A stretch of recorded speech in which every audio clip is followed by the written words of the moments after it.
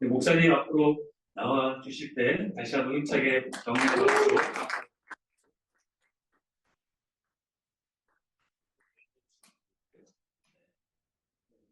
또 목사님들도 옆에 앉아주시면 좋겠습니다.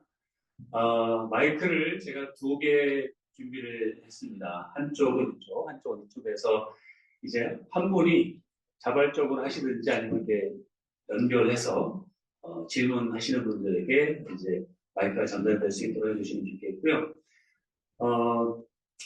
사실 지금 아마 제가 여러분들에게 드렸던 광고 내용을 기억하시는 분들도 계실 텐데, 오늘 이 저녁 시간을 위해서 조 목사님께 궁금한 것을 미리 생각해 주십시오라고 제가 공지를 올려드렸습니다. 그래서 그 내용들을 포함해서 또 오늘 강의를 들으시면서 하지 못하셨던 그런 질문들, 또 그런 질문들을 받고 이야기하는 가운데 우리 멘토 목사님께서도 함께 참여해 주실 것입니다. 그래서 우리 문태 목사님의 생각 또 피드백도 함께 나누는 시간이 될 것 같고요. 저도 자리에 올라가서 진행을 하도록 하겠습니다. 화두를 제가 먼저 열도록 하겠습니다. 일단 대화의 주제가 먼저 설정이 될 필요가 있는데, 일단은 저희는 설교에 대한 이야기이기 때문에 오늘 첫 번째 강의 주셨던 내용으로부터 한 가지 질문을 좀 드려보고 싶습니다, 목사님. 네. 가장 첫 설교, 강의 때 설교자는 훈련되기보다는 택함받고 부르심을 받는 것이다 라고 말씀을 해주셨는데요. 우리가 다 동의합니다. 설교자는 훈련되기보다는 부름받고 택함받는 것이다. 그런데 저희 마음속에는 그래도 굳이 훈련을 받아야 된다면 하는 질문이 있을 것 같아요. 그래서 훈련을 필요로 하는 부분이 있다면 한두 가지 좀 짚어주신다면 저희들이 좀 도움이 될 것 같습니다. 네, 저 두 사람이 제 머릿속에 떠오르는데, 한 친구는 요새 이민찬 신드롬을 만든 이민찬이에요. 만 18세입니다. 저는 지난 벤 클라이븐 컴페티션 이후에 그 친구한테 진짜 꽂혀가지고 거의 그 친구 하는 연주를 대부분 다 들었어요. 특별합니다. 근데 걔가 7살 때 처음 동네 상가에 있는 피아노 학원에 가서 10년 만에 전 세계를 뒤흔들어 놓는 저런 놀라운 일이 어디 있나. 천재가 분명해요. 그러나 걔가 하루 16시간 이상씩 쏟았던 그 땀과 피의 수고를 기억하지 못한다고 불가능합니다. 우리가 그 머릿속에 있는 악보 전체 총량을 따져보니까 정말 성경 한 권 전체를 암기하는 능력이에요. 우리는 설교하다가 본문과 좀 틀리게 읽을 때도 있고, 또 설교하다가 우리가 썼던 논거하고 전혀 다른 내용을 한다고 하는 것도 문제될 거 없습니다. 그러나 걔들은 음표 하나, 길이 하나, 터치 하나가 다 악보대로 해야 한다는 거예요. 근데 어떻게 저는 그 18세 먹은 젊은 피아니스트가 이 온 세상을 뒤흔들 만큼 그렇게 가능하냐는 거죠. 근데 걔는 인터뷰를 해서 들어보면 알겠지만, 나는 산속에 들어가서 피아노만 치는 게 하고 싶은 것만, 그래서는 못 먹고 사니까 내가 이런 소리를 해요. 그런데 그 평론을 쭉 들어보면 대단한 피아니스트 평론가들이 이 친구에 대해서 정말 영혼을 갈아넣는 그 음악성에 좀 혀를 내더라고요. 10년입니다. 10년 만에 그런 일이 일어났어요. 저는 그 천재성이 노력을 만날 때 그런 일이 나온다는 것이죠. 그 친구는 벤 클라이븐 컴피티션에 1등을 퍼스트 프라이즈를 타고도 그 다음날 16시간 더 연습한 사람이에요. 최근에 런던 위그모어 홀이라고 가장 큰 무대 중에 하나인데 또 데뷔를 성공적으로 잘 마쳤는데, 누구도 택하지 않은 악보 선택에서부터 공명 선택이 정말 절묘한 선택들을 해요. 도대체 이 애가 애인가 노인인가, 누가 평가해서 이렇게 정말 young pianist but old spirit 이런 걸 써놓고 이러는데, 저는 아까 노력이냐 뭐냐 이렇게 말씀드리면, 누구든 천재건 천재가 아니건 택함을 받지 않았건 훈련이 없는 건 사실 불가능한 일이에요. 우리 누구나 다 부름을 받았지만 내가 할 수 있는 최선은 다해야 한다는 것입니다. 내가 할 수 있는 만큼은 하는 건 기본 책무고, 그리고 또한 그 기쁨이기 때문에 누구한테 뭐 이렇게 내세울 것도 못해요. 뭐 하면 되는 거죠. 또 하나는 제가 1978년도에 MBC 입사를 했는데 5동기 중에서 그 정동영 씨라는 대통령 후보까지 지낸 친구가 있어요. 저보다는 2살 아래지만은 뭐 돌아서 같이 입사했으니까 말을 놓쳐가지고 제가 좀 속이 뒤틀렸는데 뭐 어떻게 이 조선가에서는 하루 햇빛이 무서운데 2년이나 아래 친구가 말을 놓쳐버렸냐 속으로 생각했지만 친구처럼 지내기로 했어요. 그런데 제가 보니까 놀랍게 이 친구가 집중력이 있어요. 그래서 우리 동기 중에서는 가장 빨리 이 리포팅에 익숙해져서 윗사람들한테 굉장히 초회를 받고 이 부를 받았어요.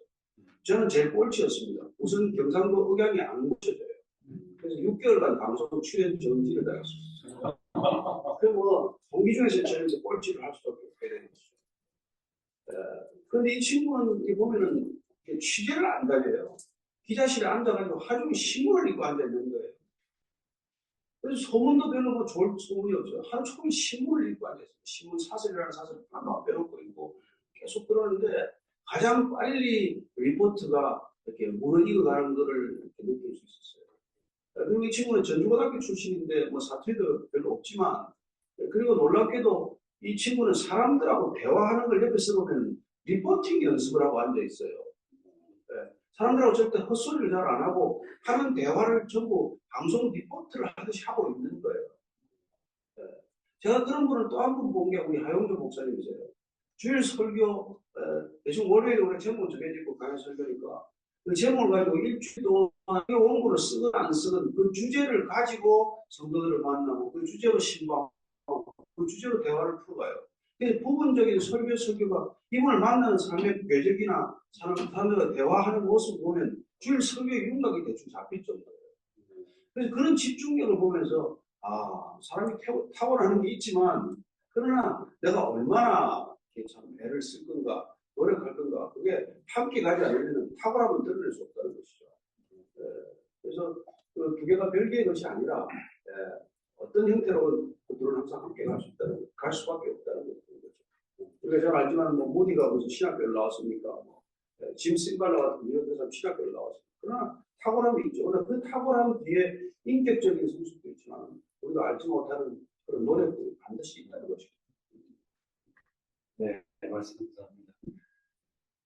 자, 이제 준비되신 분 있으시면 우리 손을 들어서 질문이나 또 궁금하신 것 말씀해 주실까요?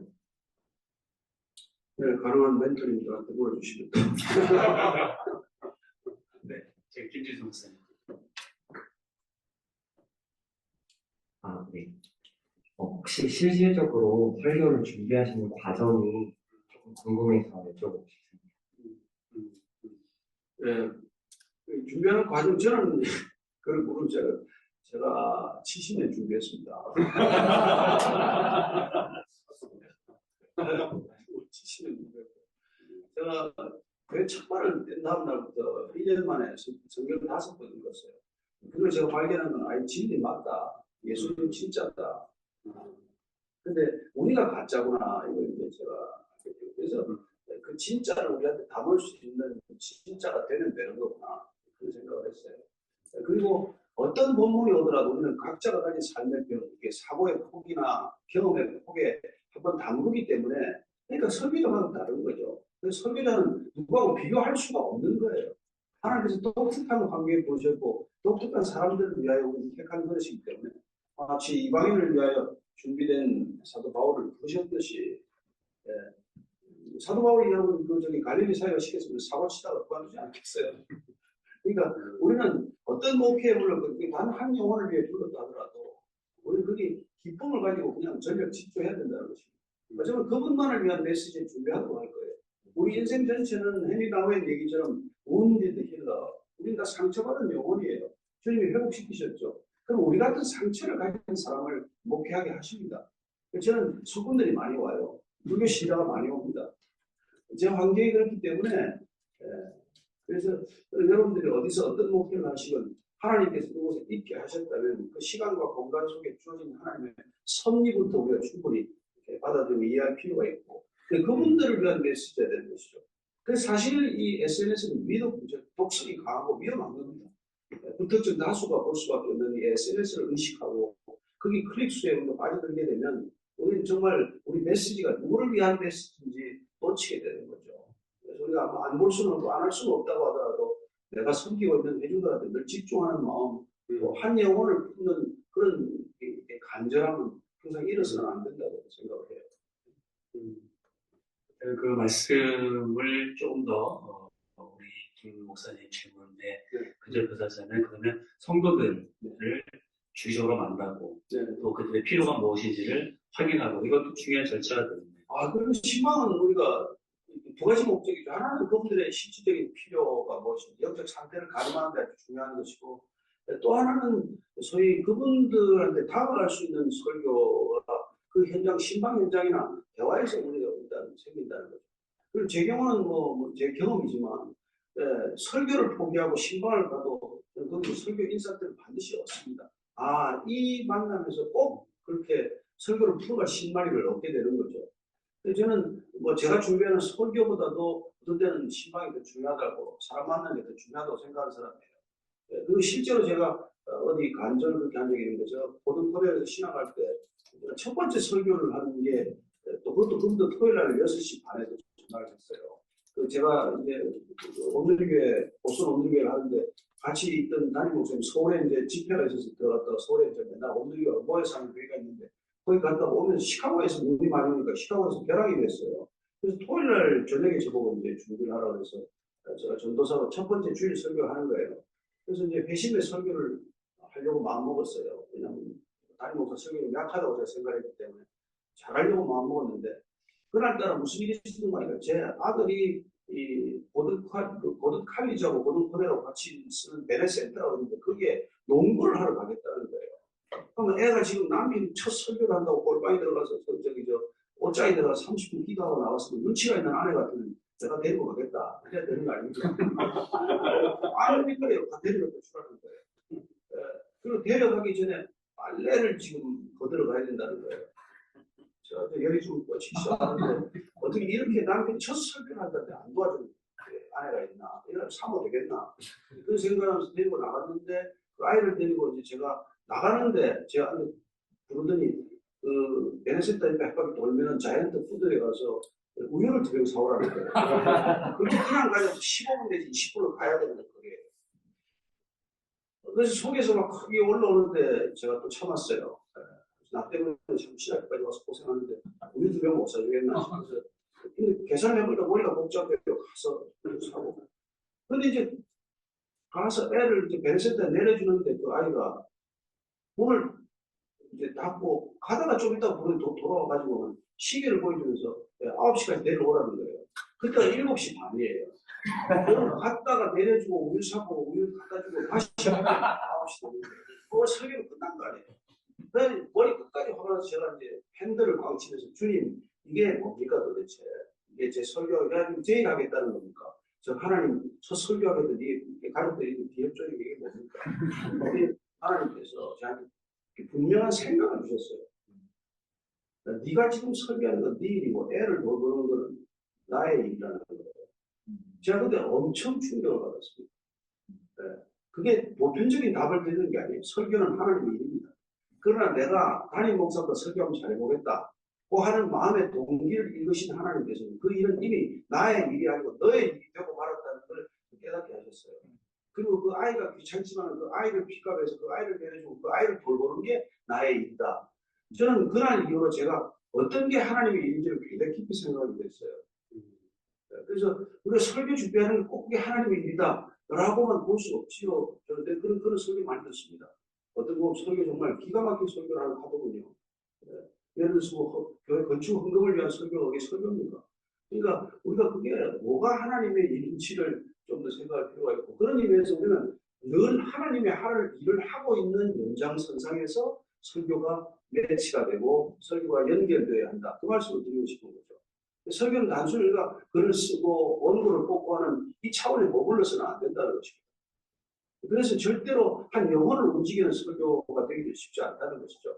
늘 내가 영혼에 쏟고 있는 그 관심과 하나님을 사모하는 그 사랑이 너가 내릴 때 비록 좀 문태가 좀 미숙하고 설교가 좀 부족하더라도 저는 그런 설교를 하나님께 쓰지 않나 그런 생각을 하는 거죠. 혹시 답이 되셨는지 모르겠습니다. 이대목에서 우리가 지난 학기에 그 여러분들이 선교실 그 학부 문화, 또 문화 대상들, 사역 대상들을 정하게 곧 정하셨죠. 그리고 나서 이번 학기에 이제 그 대상을 위한 설교 본문을 정하고 설교하는 것이 이번 학기이기 때문에 지금 목사님 말씀해 주신 그 내용이 이것과 굉장히 잘 맞는 것 같아서 마지막으로 한 번 더 멘트를 해봤습니다. 혹시 다른 질문 또 이어서? 네. 혹시 목회를 해오시면서 지금까지 양보하지 않았던 한 가지가 있다면 그게 뭘까 궁금합니다. 목사님 목회 철학 혹은 아니면 가장 소중히 여기는 다른 멘토 목사님들이 또 대답해 주셔서 감사합니다. 양보하면 저는 뭐 제가 이게 하나님의 뜻이다 그러면 절대 양보 안 합니다. 저는 제 안에 99% 양보예요. 그러나 이게 하나님의 뜻이라고 분명하면 저는 절대 양보 안 합니다. 신학교 가는 거 저는 분명히 음성을 들었어요. 가는 겁니다. 절대 안 가겠다고 해서 저는 가는 거예요. 뭐 교회 오다면 우리가 무별 예배라고 흩어지는 예배 한 달에 한 번씩만 오자 이런 결정은 제가 혼자서도 할 수 있는 일이 아닙니다. 저는 충분히 제가 기도하고 하나님의 뜻이라는 걸 확인하고 모든 성도가 반대하고 모두 안 하겠다고 난리를 쳐도 이걸 했습니다. 그러고 나서 그 다음에 한 달에 한 번씩만 교회 오라고 그랬더니 그 다음에 코로나가 터졌어요. 한 달에 한 번씩 모이자고 떠난 사람이 한 3분의 1은 떠났을 거예요. 이게 무슨 교회냐. 그런데 코로나 터지니까 또 다 돌아오더라고요. 갈 때 올 때 없어가지고 돌아오더라고요. 저는 뭐 하여튼 그렇습니다. 저는 우리가 늘 뜻 안에 있다고 믿지만 그러나 이게 하나님의 뜻이 분명하다고 생각합니다. 양보의 차원이 아니죠.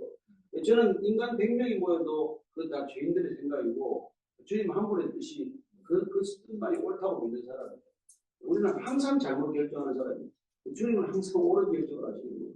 그래서 우리가 말씀에 근거해서 결정하려고 하는 것이고 주님의 뜻에 따라서 결정하는 것이죠. 이스라엘 백성들은 뭐 절기 때 한 번씩 오고 성전에 오지 않았어요. 그래도 신앙생활에도 별 문제 없었습니다. 우리가 필요해서 주일날 다 불러드리는 거죠. 어떻게 보면은 우리가 지금 만든 이 거대한 종교 시스템의 성도들 목이 졸려 죽는 사람들 한둘이 아니죠.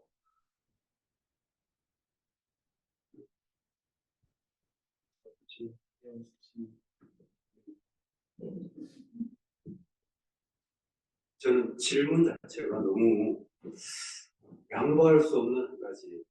근데 제가 그 목사님하고 고등 코너리에서 뵀으니까 시간이 20년 가까이 된 것 같은데, 목사님하고 만날 때마다 흔들려요.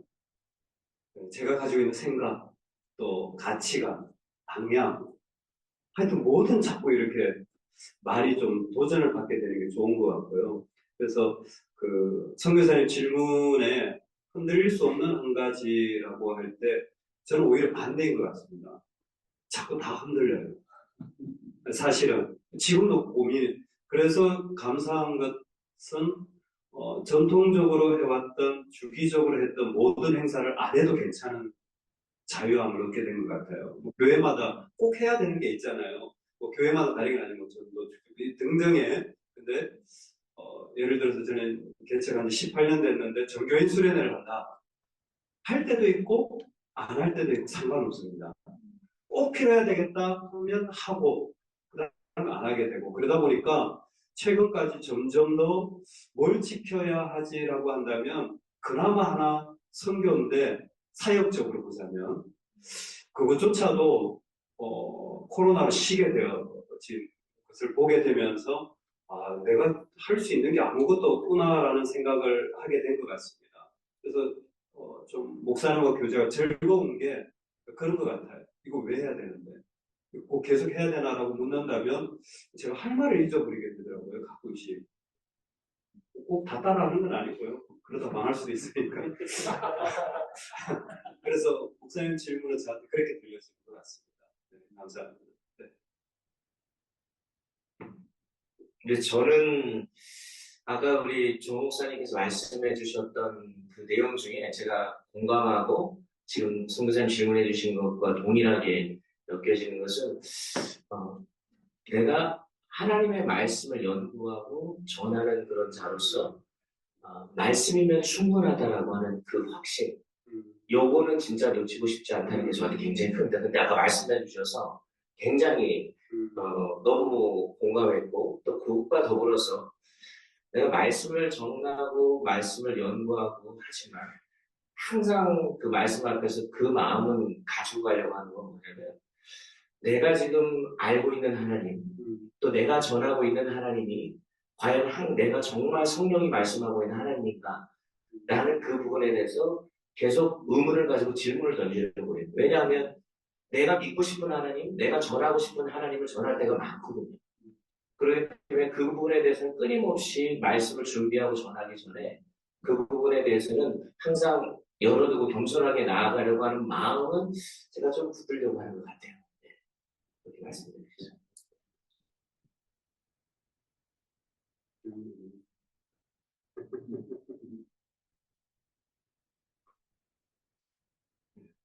질문 생각하시면서 아까 좀 그 목사님 나눔 중에 그 앞 시간에 했는데 뒷 시간에 응급 대기를 기다렸는데 제가 못 들었는지 모르겠는데 안 됐던 부분이 그 교회는 제도가 되기 전까지 교회다라는 부분은 아까 좀 질문 가운데 있었던 것 같은데 그 뒷 시간에서 목사님 그 부분을 조금 더 저희가 좀 들었으면 좋겠다는 생각이 들어요. 설교자로서 교회는 만날 표현이 제도가 되기 전까지 교회다. 뭐 제가 여러 차례 뭐 이렇게 얘기한 분야가 있습니다만 제 얘기가 아니고 사실 제가 하목사님한테 교회 나온 지 1년도 되지 않아서 제가 여쭤봤던 질문이에요. 도대체 교회가 뭡니까? 그랬을 때 저는 하목사님이 나중에 그렇게 뭐 대형교회 담임 목사가 새신자하고 그렇게 장시간 대화를 하거나 자주 만나는 일이 없다는 걸 나중에 알게 됐어요. 교회 나가면 누구나 그런 일이 있는 줄 알았는데 그래서 참 선문답 같은 얘기를 많이 나눴습니다. 그분은 저한테 이제 뭐 제가 청와대 세조부에 출입했다는 청와대가 뭐냐 그렇게 묻길래 청와대가 궁금하십니까? 좀 그 얘기를 해달라고. 청와대는 한마디로 재래식 화장실입니다. 그래서 왜 그러냐 그래서 처음에 들어가면 그래서 화장실 냄새가 나는데 한 10분만 안에 있으면 냄새 안 납니다. 그래서 다 들어가면은 권력이라는 것이 어떤 참 이렇게 엄청난 이렇게 부작용이 있는지를 다 알고 들어가고 또 경계하지만 뭐 한 석 달 있으면 권력에 취하기 시작을 해서 6개월 지나면 내가 권력 안에서 이미 내가 망가지고 있다는 걸 본인 자신도 의식을 못한다. 그렇게 얘기를 했더니 한국전에서 그 제 얘기래요. 그렇게 얘기를 해요. 그래서 웃으면서 이게 목사님보다 저 훨씬 그래도 정치가 더 나은 편입니다. 교회는 혼자서 돌아가실 때까지 하지 않습니까? 청와대는 5년 만에 바뀝니다. 그래도 그런 얘기를 하다가 이제 뭐 나눌 때인데 제가 교회가 뭡니까? 그랬더니 웃으면서 한 5초 정도 포즈를 또 생각하시더니 교회는 제도가 되기 직전까지입니다. 그래서 왜 이런 제도를 하고 계십니까? 이렇게 엄청난 제도를 만들어서 하고 계십니다. 나는 이 교회가 제도가 되지 않도록 내가 몸을 찢어가면서 목회하고 있는 겁니다. 그런 답을 들었어요. 그래서 그것이 목사는 어떤 존재입니까? 목사도 또 빙그레 웃으면서 궁금하다. 목사는요, 괴물입니다. 그러더라고요. 나는 그분 입에서 있었던 그런 솔직한 표현 또 혹은 한 성도의 마음을 얻기 위해서 비를 맞춰서 답했다고 생각하지 않습니다. 그분이 누구하고 이런 마음의 튼 대화를 할 수 있는가를 상대를 가려서 말씀하셨을 것이고 그게 뭐 기존 교회 장로라든지 다른 목회자들하고 나눌 수 있는 대화는 아니었다고 생각이 돼요. 그러나 어쨌든 저한테 한 영혼 대 영혼으로서 그런 궁금한 점에 대해서 가감없이 솔직하게 얘기해 준 게 저한테 굉장히 고마웠고 또 그게 제가 신학교를 가서 이만큼 교회에 대한 분명한 정의는 없다라고 생각하는 생각에 교회론의 기초가 되기도 했었어요.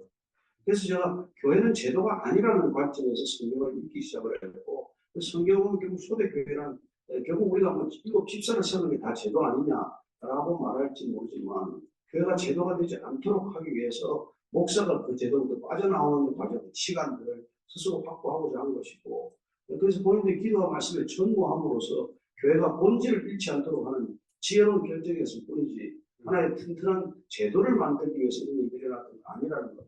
그게 어떤 취지에서 이런 일이 일어났던 걸 새롭게 이해하게 되고, 그래서 저희 교회가 이제 베이직 교회를 시작할 때 Brothers and Sisters in Christ라는 이니셜을 택한 것도 그거로서는 충분하다.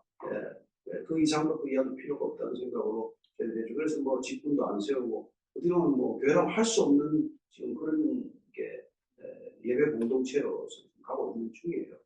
그래서 뭐 장로나 집사가 목적이 되는 이 교회를 떠나라, 가서 다른 데 가서 장로를 받든지 모자를 받든지 하라, 그런 얘기를 하고 있습니다. 그러면 어떤 성도는 떠나면서 복귀한다라고 비난하고 가요. 넌 나보고는 장로하지 말라고 해서 니는 왜 목사하냐? 내가 언제 목사가 부르라고 했냐? 내가 뭐 당신 형님이라고 그러든 동생이라고 그러든 그렇게 하라고 했는데 당신 나를 목사가 불렀을 뿐이지 뭐 그렇게 얘기하냐고. 무슨 그런 대화도 나눌 수 있습니다. 저는 우리도 지금 제도와 그 제도가 아닌 비경계선상을 타고 가야 할 책임이 있다고 생각을 해요. 왜냐하면 저는 예수님께서 이 땅에 오셔서 종교와 불신의 바다 사이를 걸어가셨다고 믿기 때문에 그걸 좋은 길이라고 나는 규정했다고 믿기 때문에 우리는 지금 제도로서 인정하는 목사 안수를 받았고 제도가 인정하는 교단에서 그렇게 교회가 또 시작이 되어서 제도라는 분명한 틀을 가지고 있지만 그러나 적어도 우리가 교회 본질로 돌아간다면 제도로 묶이거나 제도에 종속되어서는 안 된다는 또 그런 깊은 성찰을 놓치지 말아야 될 것이고 그래서 우리는 제도가 아닌 그 무제도 사이를 걸어가는 아주 고단하고 힘든 길이라고 생각을 해요. 저도 제도가 되면 편할 겁니다. 저도 뭐 수석 목사도 다 맡기고 뭐 주일날 설교 한 번 가지고 뭐 그냥 하고 나머지 그냥 정치하고 다니면 제 적성에 딱 맞는 일이고 저도 골프 싱글까지 쳤던 사람인데 뭐 골프를 치고 다니면 얼마나 좋겠습니까? 그러나 그게 아니라 이 교회가 어떻게든지 저는 실패하더라도 주님이 원하는 교회 흉내라도 한번 내다가 끝나고 싶다는 게 간절한 마음이기 때문에 이런 어려움을 그냥 자초하고 있을 뿐이에요.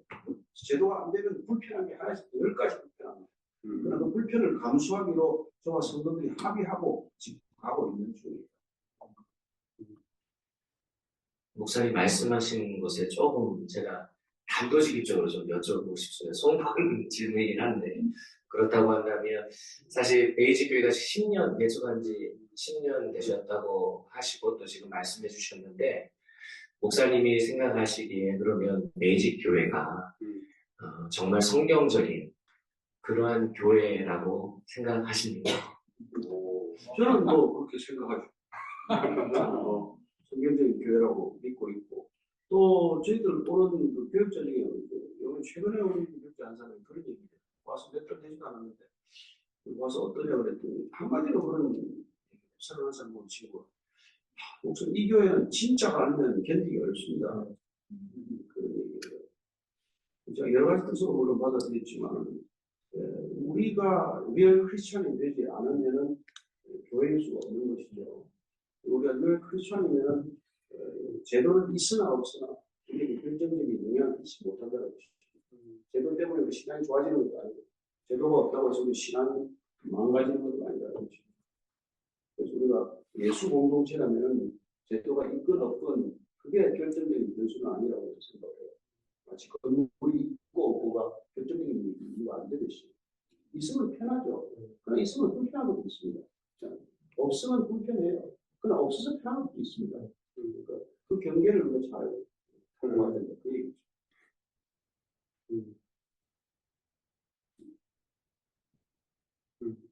그 하시면서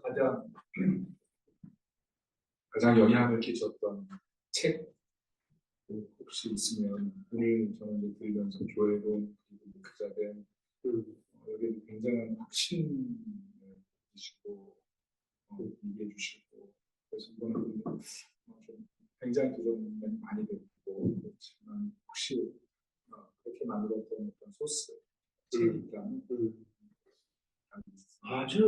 정말 죄송한 편인데 성경보다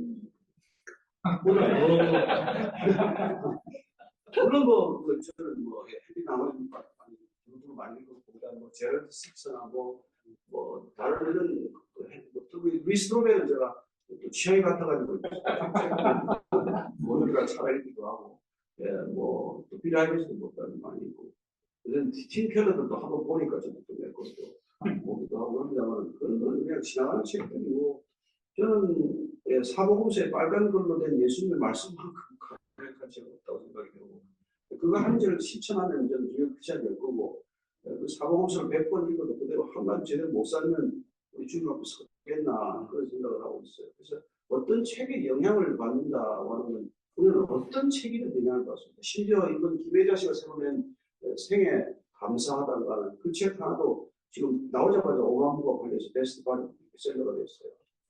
그 사람이 오늘 하는 얘기 중에 딱 한 가지 제 눈길을 끄는 건 그런 거예요. 우리는 부조리의 바다 속에서 누구나 다 우울감과 이런 것들을 경험하고 있다는 얘기입니다. 그건 남대문 교사님이세요. 평생 크리스찬으로 살았습니다. 그러나 세상에 살면서 배우로 살면서 그 사람은 크리스찬으로 살지만은 감출 수 없는 우울감이나 그런 외로움을 또 느꼈던 거예요. 그런 것들이 문득문득 성경이 위에 곳에 녹아있는 책들을 보면 저는 사람을 이해하는 데 도움이 되지만 하나님을 이해하는 데는 걸림돌이 될 수 있기 때문에 저는 그 비중이나 이걸 좀 잘 조절했으면 하는 거죠. 특히 많은 책을 읽은 사람들에게 대단히 죄송한 얘기인데 책 읽는 건 굉장히 좋은 일이지만 특히 젊은 목회자가 간접 경험을 위하고 간접적인 사고방식을 위해서는 책이 필요하지만 책은 많이 읽을수록 저는 그 몸에서 배어나오는 교만을 그냥 한눈에 느끼겠어요. 그래서 그건 좀 조심해야 된다고 생각합니다. 저는 책을 많이 읽는 분 중에서 단 한 번도 코트 안 하는 걸 알고 계세요. 그 책이 자기 몸에서 정말 다 녹아가지고 그 사람의 표현이 사라질 때까지 그 책을 묵상하는 분들 같으면 좀 얼마든지 원할 수 있죠. 그러나 저처럼 뭐 이런 거 한 줄 반장 읽고 그 책만 인용하기로 목적을 한다면 오히려 성경을 인용하는 것보다 성경에서 예화를 듣는 것보다 훨씬 못하다고 생각합니다.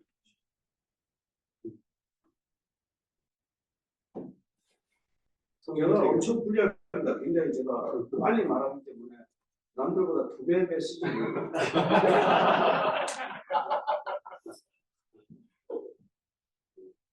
네, 목사님께서 그 설교, 설교를 매일 하시니까, 그러니까 설교를 위해서 반드시 지키시는 뭐라고 할까요? 목사님만의 루틴이라고 할까요? 뭐 남들 일반적으로 하지 않으시는 특별한 방법이라고 어떻게 하시는 말씀을 제가 아까 저녁 식사하면서 우리 이성호 선교사님하고 시간 관리를 어떻게 하냐 이렇게 물으셨거든요. 제가 시간 관리 없습니다. 제가 시간 관리하려면 CEO에 목사 안 합니다. 생각이 쳤으니까 제가 설교를 매일 하기 위해서 저는 설교에 묶이지 않기로 결정했습니다. 설교를 매일 하는 힘은 설교를 준비하는 데 있지 않고 제가 하나님 앞에 바로 서는 게 가장 필요한 설교 준비라고 생각하기 때문에 제가 우선적으로 설정한 이 시간의 우선순위에 따른 시간 배분을 포기해야 된다고 저는 개인적으로 생각합니다. 그래서 어떤 어려운 일이 있건 어떤 필요를 위해서 나를 요청하건 나는 그 필요에 먼저 부응하는 것이 가장 큰 설교 준비라고 생각하는 사람이에요. 그래서 아까 그렇게 말씀드렸다시피 그렇게 꼭 만나면 하나님께서는 그 만남, 그 대화, 그 시간에 중요한 설교의 신발을 주는 것을 너무 많이 경험했기 때문에 저는 제가 가고 있는 이 방향을 바꿀 생각은 없습니다.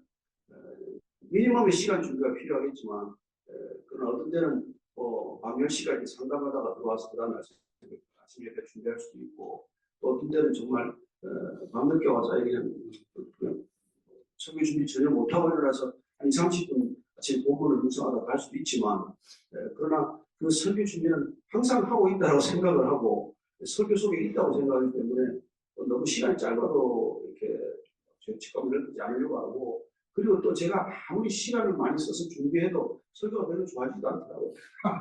그래서 어떤 때는 그냥 전화한테 한 번은 본문을 잘못 잡아서 준비하고 아침에 그 본문이 아닌가 싶으면 묵상을 제대로 못하고 올라가지고 은혜는 더 맞더라고요. 그리고 제가 설교 안 해도 또 어떤 경우는 다른 교육자가 해도 은혜 받는 때도 있고 그래서 저는 여러분들이 하고 있는 방법을 다 스스로 존중해야 하고 저희가 가고 있는 방식이 나름대로 그게 누구를 기준으로 삼는 것이 아니라 본인이 하나님께서 주신 체질과 성품과 인격에 맞춰서 설교를 준비할 수 있도록 다 나름대로 지혜를 주고 있다고 믿습니다. 그래서 누구 한 사람의 얘기를 들을 것도 아니고 제 방식이 결코 여러분들한테 유익하다고 생각하지 않고 저는 그렇게 제 삶으로 준비하고 있다고 믿기 때문에 그게 나름대로 하나님께서 은혜를 주시는 채널이라고 생각하고 있습니다.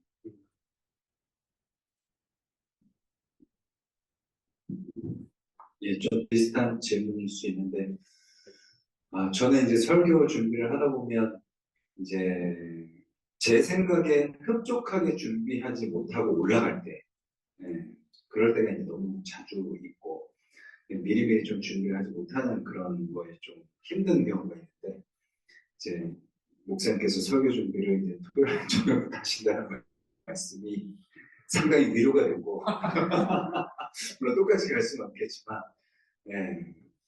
근데 이제 궁금한 거는, 이제 혹시 목사님께서도 충분히 이게 준비가 안 됐다 싶은 상태에서 올라가셨을 때가 있으신지, 또 그럴 때 좀 어떠신지. 제 준비는 항상 비겁합니다. 저는 내가, 설교 준비 100% 만족하거나 뭐 다 했다. 라고 생각하면 왜 제가 가기 직전까지 고치겠어요. 그런 적은 없고요. 그러나 주님, 제가 할 수 있는 만큼 하는 거는 주님이 아시다고 저는 믿습니다. 그래서 제 부족한 걸 늘 성령께서 단에서 채워주시고, 그리고 제가 설교를 아무리 준비했든 덜했든 설교의 궁극적인 주인은 저는 하나님이라고 믿기 때문에 그분이 우리의 설교를 어떻게 들리도록 해서라도, 아니 우리가 한마디 얘기를 하더라도 16나라 방언으로 알아듣게 하는 하나님께서 그 성도에게 꼭 들어야 할 말씀을 저같이 부족한 사람의 입술을 통해서 선포되는 메시지가 그분에게 궁금증에 꼭 답하는 그런 놀라운 일들이 일어나고 있는 걸 제가 경험했기 때문에 저는 그런 뜻으로 설교하지도 않았는데 본인이 답을 얻는다고 하는 사람이 꽤 많이 있거든요. 그래서 설교야말로 그런 면에서 되게 신기한 영역에 속한다고 생각했습니다. 그래서 우리는 우리 할 바를 다 하지만 그러나 우리가 만족한다고 해서 하나님이 기뻐하는 설교가 아닐 수도 있는 거고, 우리는 불만족하지만 하나님께서 그 설교를 통해서 한 영혼이 구원에 이르는 걸 기뻐하실 수 있다고 저는 믿기 때문에 너무 그렇게 자책을 하거나 너무 만족을 하는 거 아니라요. 여러분 다 같이 설교자는 기억하시겠지만 내가 만족할 만한 설교를 했는데 별로 은혜 못 받은 거 없습니까?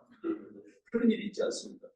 그래서 설교마저도 마지막 순간 놓아버리고 나도 달에서 내 설교를 듣는 자가 된다면 훨씬 홀가분하게 좀 설교할 수 있지 않나 생각합니다.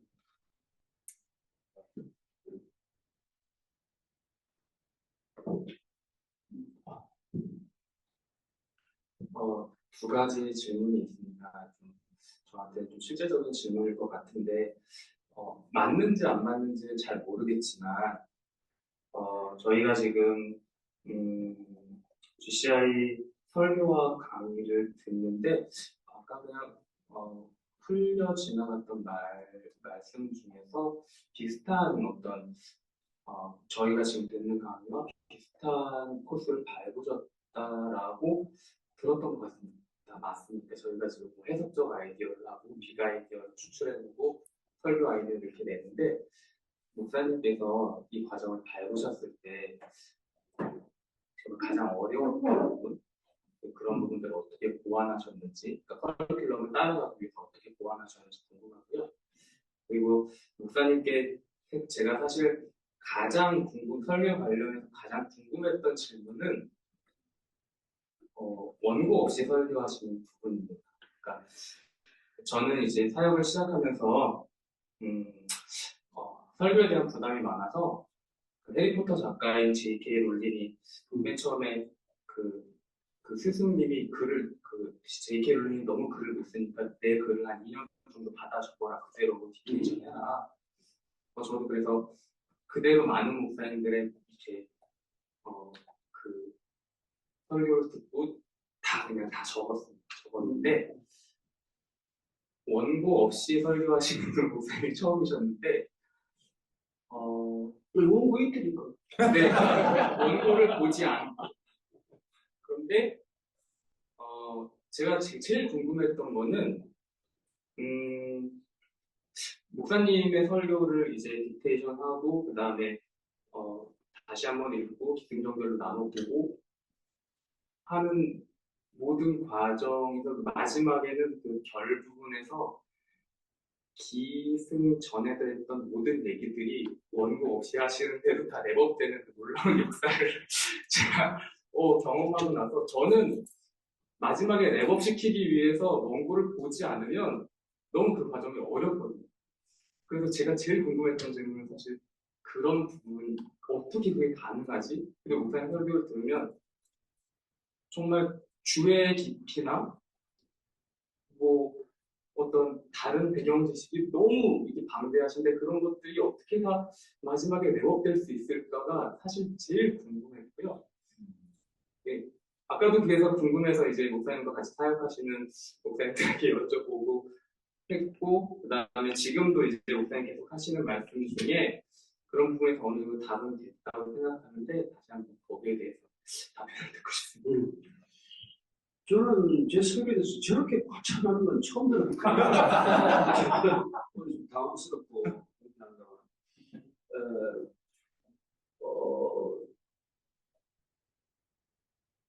제가 그 단에 올라갈 때 제 심정도 처음에 엄청 두렵고 떨리는 거 마찬가지예요. 정말 이게 제 생애 마지막 설교가 될 거라고 생각하고 올라간 적도 있고, 또 정말 제가 그 단에 올라가기 전까지 하도 눈물이 나서 계속 눈물만 닦다가 제가 올라간 적도 있습니다. 오늘 어떤 영혼을 또 보내주셔서 이 말씀을 통해서 생명을 전하게 하실지 정말 주님, 저는 입술만 빌려드리겠습니다. 주님이 마음껏 쓰십시오. 제 소용이 무슨 소용이 있겠습니까, 주님? 성령의 타치가 없다면 이게 뭐 한낱 울리는 꽹과리나 마찬가지인데, 그런 생각으로 올라가서 하다 보면은 제 설교 원고의 한 60% 정도 전달하면 뭐 평균인 것 같아요. 어떤 분은 뭐 준비해놓은 거 다 못한 것도 있고, 또 그러나 또 제가 뜻밖의 단에서 또 주는 특별한 부분들이 있어요. 또 정말 생각지도 않았던 것도 생각나기도 하시고, 어떤 경우는 원칙은 저는 예화를 안 찾습니다. 예화 때문에 다들 너무 고민을 하는 것 같은데, 제가 이제 고등학교 졸업하고 한 목사님 불러가지고 온누리에서 이제 하면서 한 목사님하고 설교관하니까 한 두세 번 하면서 그래서 그 예화는 그냥 신약 때는 구약 듣고 구약 때는 신약 듣는데 그 얘기를 지나가듯이 했는데 저는 그게 굉장히 그때 시원하게 들었어요. 해결이 됐어요. 그래서 예화는 그래서 내가 딱 깨달은 건 그래, 바람 소리, 물 소리는 아무리 들어도 쉽지 않나. 우리가 다윗 얘기, 요셉 얘기는 100번, 1000번 예화로 들어도 쉽지 않습니다. 그러나 똑같은 얘기, 인간의 얘기는 두 번째 못 쓰게 해요. 두 번 쓰면 들통나는 거 아닙니까? 식상한 거 아니에요? 근데 우리는 처음부터까지 아브라함 얘기하고 요셉 얘기하고 다윗 얘기하고 또 바울 얘기하는 거 아니에요? 근데 네가 바울 전에도 바울 얘기했는데 왜 또 이번에 바울 얘기하냐고 누가 시비 걸었어요? 어디 있어요? 그래서 그분들이 궁금한 거는 성경이 궁금하고 성경이 말하는 원리와 성경이 말하는 예화가 더 궁금할 뿐이다. 저는 그렇게 생각하는 편이에요. 그것도 뭐 제 생각이 뿐이겠죠. 우리가 뭐 모든 코드에서 배우고 밸런스에서 가서 배우고 다 예화에 대한 중요성을 너무 강조하는데 저는 그 예화가 예수님께서 절대로 이스라엘 밖의 걸 가지고 듣지 않았습니다. 그러니까 뭐 알라베마에 있는 뭐 토마스 씨가 그 뭔데 도대체 뭐 알라베마 무슨 상관이 있어요? 차라리 뭐 옆 동네 김씨라고 하면 얘기하는 거 그렇잖아요. 그러니까 그런 예화 찾아가는 사람은 제가 볼 때 너무 어처구니 없다고 생각이 돼요. 뭐 특별히 뭐 딱 맞아 들어가는 예화가 있으니까 쓰긴 하겠지만, 그러나 저는 그런 걸 좀 피하면 훨씬 여러분 설교 부담이 줄어들 거라고 생각이 되고, 그리고 여러분 성경에 있는 얘기만 해도 성도들 만족한다는 걸 꼭 기억하십시오. 성경이 궁금하고 성경에 대해서 그분들은 하나님에 대해서 궁금하지 우리가 말하는 세상에 대해서 전혀 궁금한 사람들이 아니에요. 이 세상 얘기 다리 올라가서 하는 것처럼 오래 쓰는 사람도 있고, 요새는 우리보다도 훨씬 전문적이어서 세상 얘기를 우리보다 10배는 더 하고 있고, 세상에 전문가들이 다 앉아있고, 세상에 관해서는 정말 뭐 무소부지한 사람들이에요.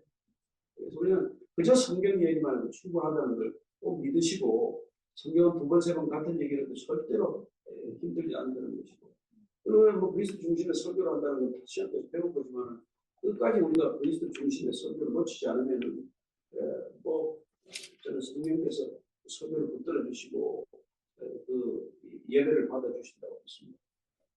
그냥 대담하게 그냥 하시는 거예요.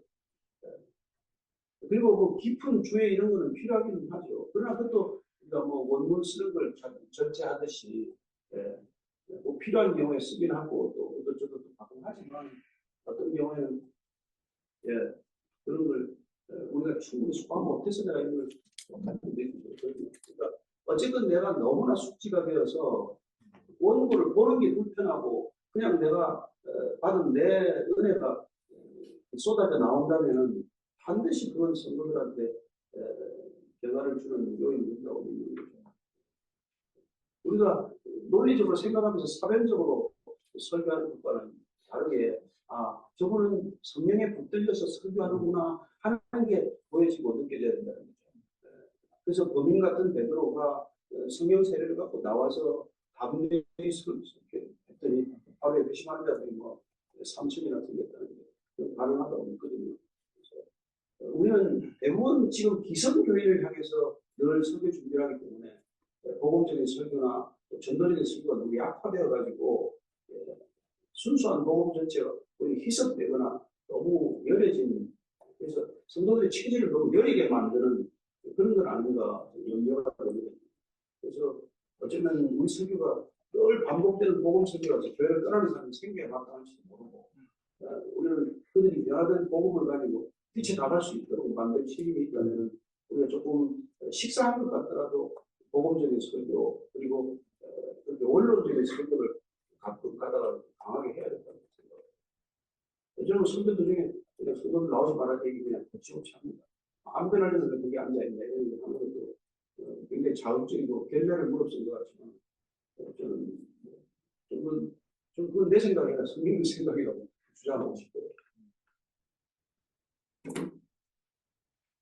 하여튼 성도들 눈치를 보지 마십시오.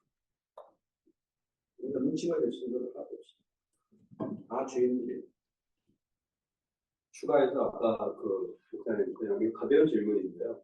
그 우스갯소리로 그 사모님 같은 교회 출석 금지법 얘기하셨는데 목사님 사모님은 은혜 받으시나요? 제가 제 아내가 이제 은혜 받으면 라면을 끓여줍니다. 라면을 건강성 이유로 못 먹게 하는데 엄청 은혜 받으면 1년에 서너 차례 라면을 끓여줍니다. 은혜 되게 받아요. 저는 제 아내가 은혜 받아야 된다고 생각하는데 믿기 때문에 절대로 설교 제목이나 원고를 안 가르쳐요. 아내한테 설교 원고를 안 보여줍니다. 그래서 이제 뭐 볼 생각도 하지 않는데 크리틱은 멈추는 것밖에 없습니다. 이런 되게 제가 믿은 듯하게 쓰는 단어. 왜 정말 그걸 그렇게 17번 쓴 거 알아? 이런 거 세고 앉아있으니까 문에 막히죠. 그래서 반복되는 표현이나 식상한 표현이나 왜 당신 그래도 이때까지 언론에 있으면서 단어를 자꾸 바꿔 쓰고 있는지 같은 단어를 그렇게 쓰냐. 그 다음에 당신 설교가 스피디한 것과 또 기본적으로 이렇게 겹치지 않는 부분인데 요새 늙었는지 뭐 이렇게 같은 소리 3번, 4번 하냐. 이런 내가 그게 빅 아이디어 프리칭이란다. 이걸 제가 빅 아이디어 프리칭을 왜 버렸는가 하니까 들어와서 한국인들의 속성은 여러분 빅 아이디어 프리칭은 잘 안 맞아요. 한국은 문화가 말입니다. 반찬을 다 펼쳐놓고 먹는 문화예요. 그리고 한국인들이 독특한 개성 중에 하나가 뭔가 하니까 파이널 요리를 쿠킹은 자기가 해야 돼요. 한국인은 대단한 민족입니다. 이 세계에 어떤 셰프들이 요리하는 걸 마지막에 자기가 요리를 바꿔서 자기 입에 넣는 사람 없어요. 그게 비빔밥입니다. 비빔밥은 고추장이라는 소스와 간장이라는 소스나 이 배합을 자기가 해야 돼요.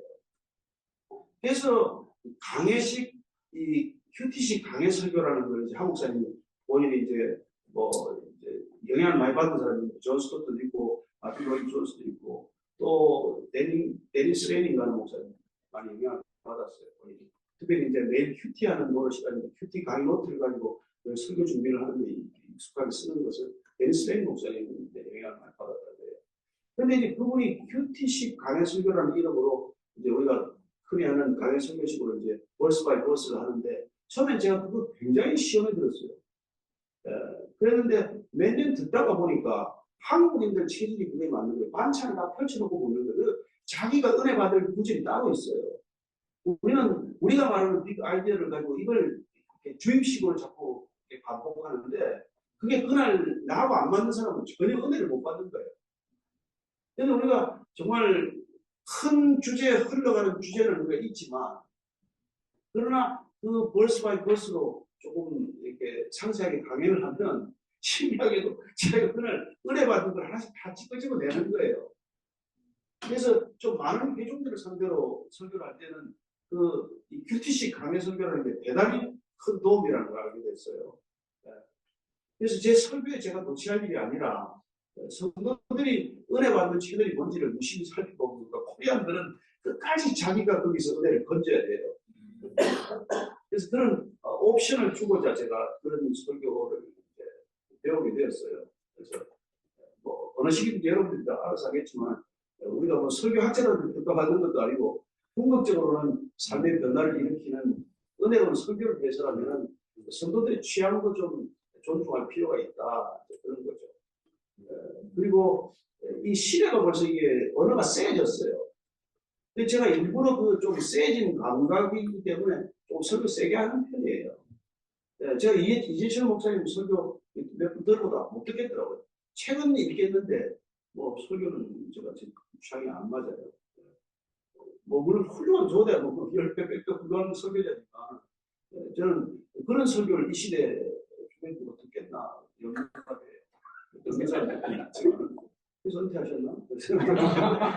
아니 그 농담이고 제가 그런 것들이지만 그래서 저는 이게 우리가 예레미야처럼 안에 불이 있는데 이 불이 뿜어져 나오는 거 이거 불 붙은 진리예요, 근데 말이죠.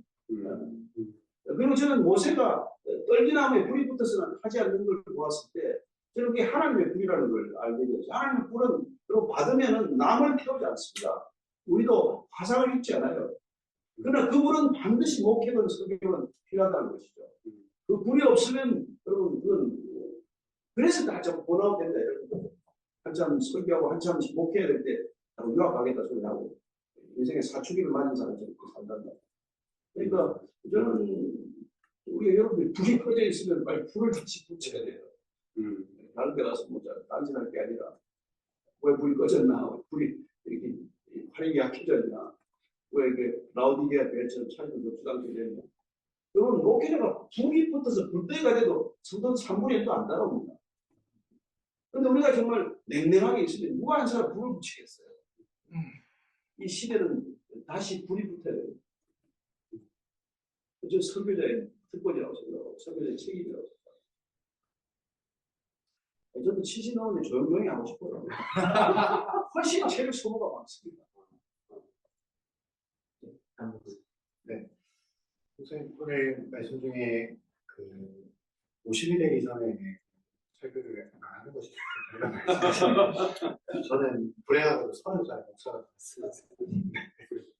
5년차 전통교회에서 사역 부교육자 생활을 하다 보니까 좀 다른 교회보다는 좀 많은 설교 스케줄을 감당하고 있는데 만약에 목사님께서 지금 이 시대에 이렇게 젊은 목회자가 되셨다면 이 시대의 사람들과 소통하기 위해서 이 시대 사람들에게 들리게 하기 위해서 어떤 방향으로 노력하실지 네, 그것이 35살이시라면 좋으시겠습니다. 생각이 안 되네요. 근데 저는요, 저는 젊어서 저는 목회에서 저는 나도 전병원가 됐거든요. 목회 거의 금방 접었을 거예요. 저는 진짜 내 열정이 식고 하나님의 불이 임했다는 걸 알기 때문에 제가 지금 하고 있는 것이 제 열정은 저를 불태웠고 다른 사람들을 화상을 입힌 분들이에요. 그래서 저는 젊었을 때 안 한 게 천만 다행이고 여러분 체질이 그렇다는 건 아니에요. 근데 젊어서 목회한다는 게 저는 얼마나 큰 이게 부담이고 얼마나 큰 리스크인지는 알고 했으면 좋겠다는 거죠. 왜냐하면 설교라고 하는 이 비교할 수 없는 이 정말 상상할 수 없는 특권이고 이게 영광인데 그럼 이걸 여러분들 나이에 쥐고 있으면 이게 사단이 진짜 밀 까무르듯 까무는 게 눈에 보여요. 가만두지 않습니다. 제가 이 같이 동행했던 그 온누리에 가장 우수한 사람들이 그냥 축복 낙엽처럼 떨어져서 쓰러져요. 뭐 알려진 것도 있고 안 알려진 것도 있지만, 저는 지금도 뭐 사실 실수하려면 실수할 여지가 많은데 뭐 늘 아내가 도끼를 또 쫓아다니니까 막는 거 있고. 그래서 젊어서 목회하는 게 너무 좋은데 더 이상의 연구하는데 너무 리스크가 커서 말이죠. 그 어카운트빌리티를 누구랑 어떻게 할 거냐가 저는 그게 이제 염려가 돼서 조그만 50대 되면 열정이 좀 자기 열정이 좀 삭고 수그러들어서 조금 더 포용력, 나이가 주는 포용력이 있습니다. 그리고 절대로 이제 이 영적인 세계는 시기심이 안 없어져요. 기력이 없어서 시기심을 못 내는 게 아주 축복이라는 거죠. 그래서 비교할 것도 없고 이제는 비교하면 뭐 하겠어요. 비교하면 뭐 여기 저기 6월 하면 3층이나 4층이나 그 정도는 무슨 비교가 있겠어요. 그러니까 저는 여러분들이 정말 이게 우리가 말은 쉽지만 안 되는 30이라는 나이는 그냥 주위에 있는 모든 것들과 비교하는 나이예요. 40을 부록이라고 하는 것도 그게 조금 한 끝을 수그러들었다는 뜻인데 지금은 평균 연령이 늘어나고 40대 본격적으로 또 시기할 거예요. 한 50대 되면은 조금씩 이제 한 큰 파도를 지나가는 것이고 그래서 인생의 60대는 그래서 100살을 살아본 김영석 교수와 인생의 가장 일할 만한 나이가 65세에서 75세라고 하는데 제가 그 무슨 말씀을 하시는지 조금만 알아듣는 것 같아요.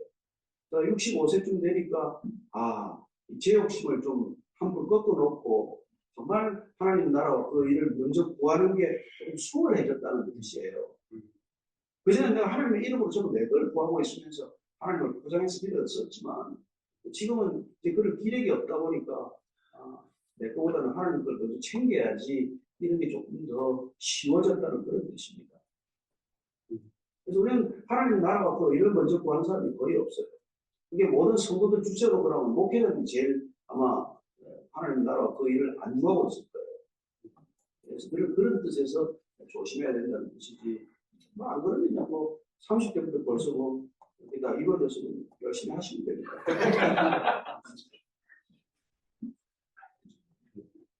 네. 목사님, 오늘은 이제 이게 좀 어쩌면 한 이슈가 될 수 있겠다 싶은 내용이긴 한데요. 설교를 잘 하려고 하는 목회자들의 마음이 있지만, 실제 현장에서 목회를 하고 있는, 개척교회 목회자들이라든지, 이전의 교회 목회자들, 이런 상황 속에 있는 분들이 이중직을 하게 되는 상황들이 놓여져 있지 않습니까? 그러면 설교에 대한 마음의 불을 받아야 한다는 건 정말 동감하는 말씀인데 현실적인 상황들에 대한 부분들은 어떻게 극복해 나갈 수 있을까에 대한 부분 하나 하고 또 한 가지는 이중직으로 가능하겠냐? 예. 그리고 물론 이제 개인적인 견해이시겠지만 또 목회를 하고 있는 현재 또 개척하고 있는 목회자 입장에서는 그런 분들이 궁금하기도 하고요. 또 한 가지는 사실 한국적인 정치적 상황 속에서의 메신저의 역할이란 어떤 것일까? 정치를 또 고수시라고 하셨으니 극우로 나눠져 있는 그런 상황 속에서의 메신저의 역할, 설교자는 과연 누구여야 하는가? 그런 부분들에 대해서 답변 주시면 감사하겠습니다. 좀 짧게 답변을 진짜 이중직을 하는 사람은 반드시 누군가 풀타임 하는 목회 전념하는 사람과 동역하기를 추천하고 권합니다. 이중직을 가지고 목회 전반을 감당한다는 사실은 물리적으로 거의 불가능한 일이기 때문에 풀타임으로 목회를 섬기는 사람과 반드시 함께 동역하는 게 서로를 위해서 유익하다. 저희들 교회 같은 제가 안신김 목사라는 분 원래 세브란스 병원 닥터부에서 처음부터 시작할 때 제가 한 6개월 지나서 제가 이렇게 찾아왔길래 제가 월급 못 준다. 월급을 세브란스에서 받고 또 그 사모님이 또 경매와 촬영 출신이어서 50리더도 좀 그냥 사례 없이 좀 해라. 그러고 시작되었어요. 그래서 그분은 일주일에 한 번 이렇게 그냥 한두 번 와서 같이 설교도 하고 그렇게 하지만 사실 그분 머릿속에는 세브란스가 원금 받을 차이지 그래하고 상관이 없어요. 그래서 그거를 미워하면 그냥 벌써 끝났을 거예요.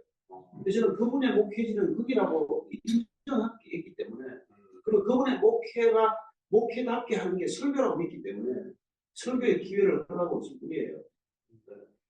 본인은 날 돕는다고 생각하지 모르죠. 그게 아니고 저는 그 세브란스라는 목회가 엄청난 목회예요. 한국 근대사에 그런 엄청난 우리가 혜택을 받아서 병원만 세워진 게 아니라 복음이 많이 흘러가는 사실이고, 또 그런 세브란스 모델을 지금 뭐 피지나 무슨 뭐 어디나 뭐 해외 수출하는데 결정적인 역할을 하고 있기 때문에 저는 그분이 교회 자주 올 수 없다는 것도 이해를 하고 와서 안 된다는 것도 알고, 그러나 그 목회가 목회다운 스피릿을 유지하려면 설교가 오히려 그걸 지켜주는 라이프라인이라고 믿기 때문에 그렇게 동역을 하는 거죠. 근데 그게 굉장히 절묘하게 이렇게 맞아 들어가는 그런 상태입니다. 네. 그래서 저는 그런 이중직을 가진 사람들은 그렇게, 그래서 안 목사님 때문에 또 다른 지금 평신도들이 목사 안수를 뭐 기다리면서 파타임으로 참여해 주는 사람들이 있어요. 또 한 분은 제가 나이 이렇게 나보다 더 늦게 58세 보던 군대를 가서 지금 61세 때 졸업하는 분이 계세요. 그분 지금 또 저희들 6월 달에 졸업하고 있는 볼 겁니다. 그래서 그런 이제 그분은 신학교 가 있으면서도 자기 로펌을 경영한 사람이에요. 대단한 사람이죠.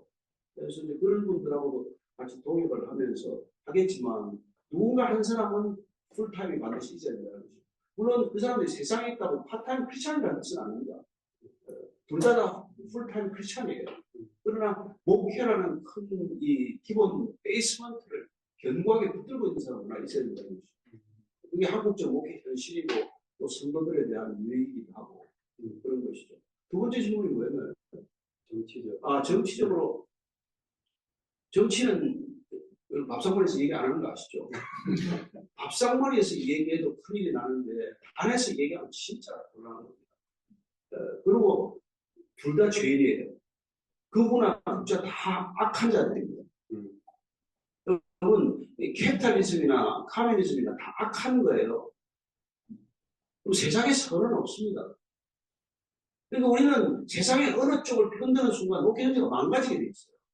우리의 복음적 가치는 깨져 버리고 말아요. 개인적인 취향은 있을 수 있죠. 나는 보수다 무슨 뭐 할 수 있겠지만, 그러나 예수님 보수입니까 진보입니까? 그걸 갖다 쓰는 사람들은 그분이 가난한 사람들에게 복음을 전하기 위해서 부름받았다고 하면 그걸 자꾸 혁명적으로 해석을 하고, 그래서 남의 민족 신앙에 가서 난성을 하지만 예수님께서는 뭐 부스 안에 뭐 성경도 받았고 말이죠. 니고데모 뭐 향유 벤 비트라도 시신에 뿌리고 말이죠. 내버려 뒀고. 그래서 부자 가난한 거니까 아무 문제가 아닙니다. 그래서 우리는 어느 누구의 편을 드는 순간 심각한 거죠. 자, 그러면 내려와서 지금 총칼을 들이대는데 가만히 있을 거냐? 그때 보험 회복처럼 얘기할 수 있죠. 우리 생명이 쓰러지는 데 대해서는 우리가 대신 희생할 수 있어야 돼요. 그렇죠? 그게 공산주의라서가 아니라, 그러면 자본주의가 저런 그 고의 산업을 일으켜서 생명을 해한다면, 우리는 그것도 원몸으로 막아서야 된다면 막아서야 되는 거죠. 그러니까, 여러분들이 이게 이념적인 편향성을 가지고 절대 설교에 물이 들어서는 안 된다는 거죠. 제 말 뜻을 충분히 이해하죠. 저는 사실 제 설교를 듣고도 뭐 약간 좌파라고 생각하는 사람도 있고, 또 우파라고 생각하는 사람도 있고, 나는 그것도 내가 설교 잘하고 있다고 생각해요.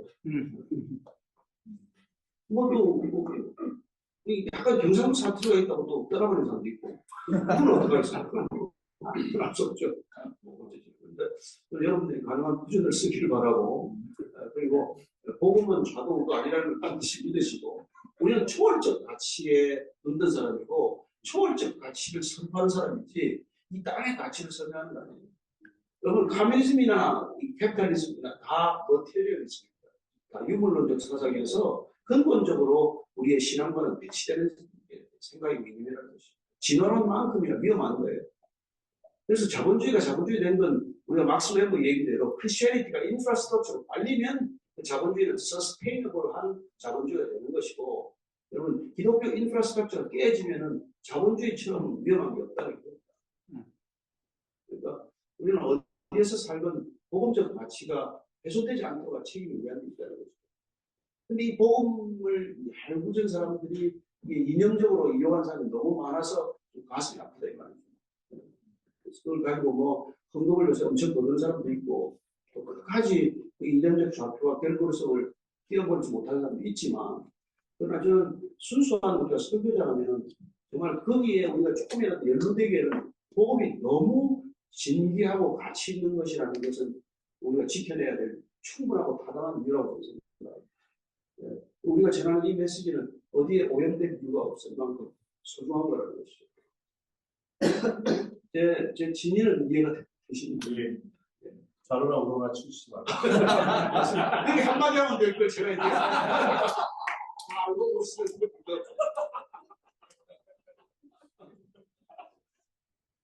제가 좀 추가 질문 하나 드려도 될까요? 저는 이제 기성교단에 속해 있으면서 목사님과 교제도 하고 저희 교단의 현실은 어떤 현실이냐면 선배 목사님들이 조기 은퇴를 하는 게 저희 안에는 상당히 많이 일어나고 있습니다. 근데 그 목사님들과 교제를 하면서 왜 조기 은퇴를 하십니까? 여쭤보면 거의 다 하나같이 하시는 대답이 교회가 죽고 있다. 물론 다른 정치적인 이유도 있으시겠지만 제가 만난 분들은 본인이 40대일 때 교인도 40대였고 본인이 60대니까 교인들도 60대가 되고 65세가 넘어가니까 전부 교회 동력이 떨어져서 신앙이 있는 건지 교회를 나오는 건지 구별이 안 된다. 그래서 교회랑 협의를 하고 교회도 그게 동의를 해서 조기 은퇴를 하시는 분들이 꽤 많습니다. 그런 여파로 사실은 교단이나 노회나 섬겨야 될 사람들이 이전과는 달리 저희는 50대로 벌써 많이 내려오고 있습니다. 왜냐하면 선배님들이 다 은퇴를 하시는 분위기고 더 이상 우리를 못하겠다라는 건데 목사를 보면 반대예요. 교회 젊은이들이 오고 젊은 사람들과의 소통이 오히려 더 원활하시고 이럴 때 약간의 좀 의문이 생길 수밖에 없는 게 저쪽에서는 연세가 드시니까 더 이상 할 수 없습니다 라고 하는데 베이직 교회가 특별하기보다는 목사님 좀 이 부분에 혹시 좀 말씀해 주실 수 있는 게 있는지요? 예, 제가 이제 목사 안수 받고 나서 가가지고 제가 로만 칼라인가요? 이거 연락이 맞았어요. 월화수목금토 있고 한 석 달 입고 다녔더니 어느 날 갔더니 하나도 없어졌어요. 제 아내가 다 갖다 버렸더라고요. 그래서 도대체 어떻게 내가 돈 주고 비싸게 맞춰놓아서 이렇게 갖다 버릴 수가 있나요? 당신은 질리지도 않느냐고 그래요. 그래서 왜 질리냐고 그래요. 당신은 누구한테 메시지를 전하려고 하냐. 뭐 말로는 다음 세대 한다 그러더니 당신 그렇게 꼰대처럼 해가지고 나타나면 누가 당신 이게 들어올 줄 아냐. 당신이 전하고자 하는 메시지에 합당한 좀 옷차림을 해라. 그래서 제가 아내가 입으라는 대로 입고 있습니다. 원래 각본을 오늘 저녁에 따로 바꿔 입으라고 따로 한 세트 있는데 제가 또 갈아입는 게 싫어서 그냥 입고 있는 거예요. 이게 어쨌거나 목회자라고 하는 저거 세미나인데 넥타이 매지 마라. 이게 옷이 아무 신경 안 쓰는 것 같은데 이게 딱 여러분들한테 주는 분위기가 편안하고 친밀하고 그렇게 마음이 부드러워지지 않으면 메시지가 안 들린다는 거예요. 요새 사람들은. 아니, 예를 들자면 그래서 우리 한 목사님도 하윤 목사님도 그래서 쓱 불러가지고 저보고 머리 염색해라. 네가 젊은 사람들한테 이제 설교할 텐데 머리가 그렇게 휘어가지고 안 된다. 안경 바꿔라. 너무 당신 이게 뭐 각이 져서 날카롭게 보이거든. 동그란 걸로 바꾸라. 그런 얘기를 해주셨어요.